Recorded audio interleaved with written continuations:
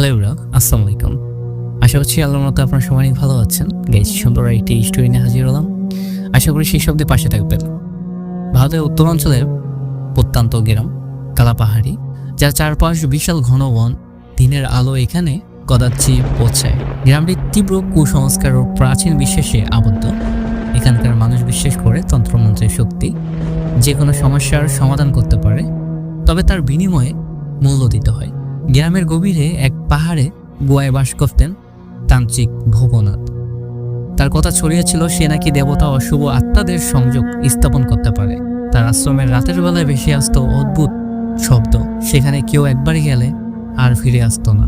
রঘুনাথ গ্রামের এক সাধারণ চাষি, যার একমাত্র মেয়ে রূপা হঠাৎ অসুস্থ হয়ে পড়ে। মেয়েটি দিনের পর দিন শয্যাশয়ী হয়ে থাকে। স্থানীয় ডাক্তার কবিরাজরা জানায় তার রোগ সাধারণ রোগ নয়।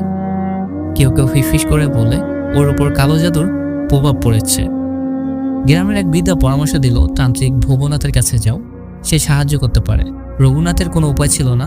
মেয়েকে বাঁচানোর জন্য এক রাতে সে গুহার দিকে রওনা দিল। গুহার ভিতরে প্রবেশ করে রঘুনাথ দেখতে পেল জায়গাটি ধোঁয়ায় ভরা। মাটিতে আঁকা ছিল জটিল মন্ত্রচক্র। ভবনাথ বসেছিল কালো পোশাকে, তার চোখ যেন অন্ধকারে জ্বলছিল। তান্ত্রিক বলল, তোমার মেয়ে সাধারণ অসুস্থতায় ভুগছে না, তার উপর অভিশাপ আছে। তাকে বাঁচাতে হলে অত্যাধিক শক্তির প্রয়োজন। তবে মনে রেখো, তন্ত্র সহজ নয়, যা চাইবে তার মূল্য দিতে হবে।